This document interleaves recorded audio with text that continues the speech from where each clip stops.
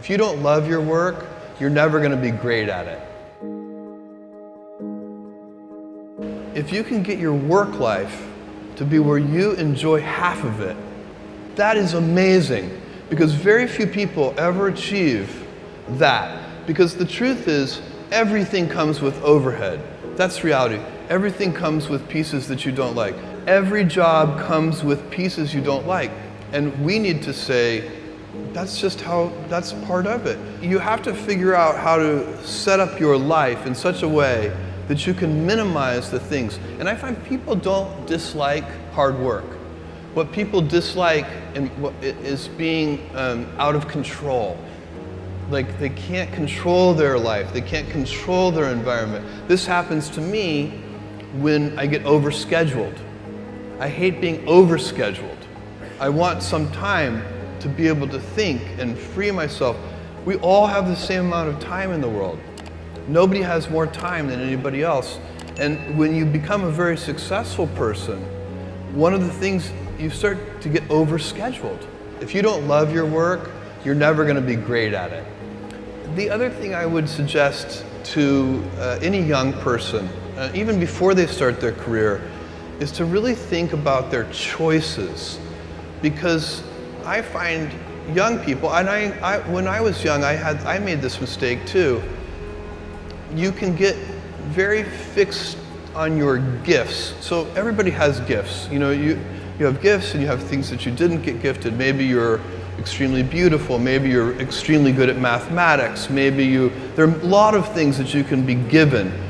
But those things can confuse you because they're not the things that construct your life. It's your choices that construct your life, not your gifts. You can celebrate your gifts, be proud of them, be happy of them. Actually, don't be proud of them, be celebratory of them, but you can't be proud because they're gifts. They were given to you. You didn't earn them.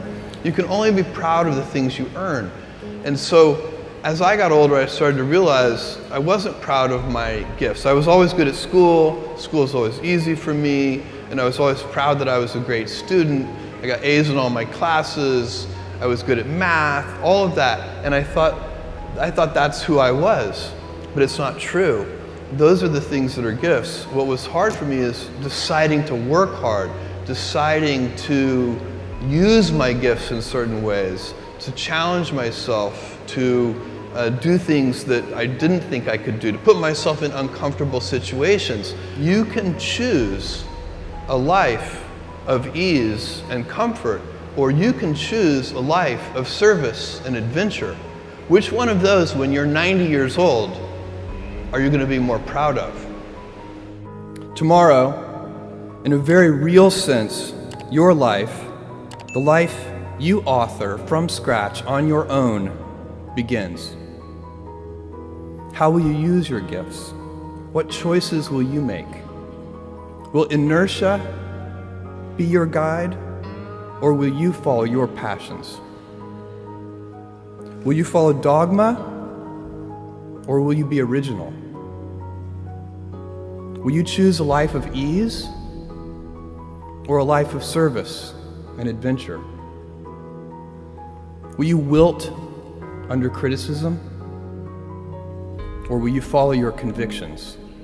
Will you bluff it out when you're wrong, or will you apologize? Will you guard your heart against rejection, or will you act when you fall in love? Will you play it safe, or will you be a little bit swashbuckling? When it's tough, will you give up, or will you be relentless? Will you be a cynic, or will you be a builder? Will you be clever at the expense of others, or will you be kind? Tomorrow, and in a quiet moment of reflection, narrating for only yourself the most personal version of your life story, the telling that will be most compact and meaningful will be the series of choices you have made. In the end, we are our choices. Build yourself a great story.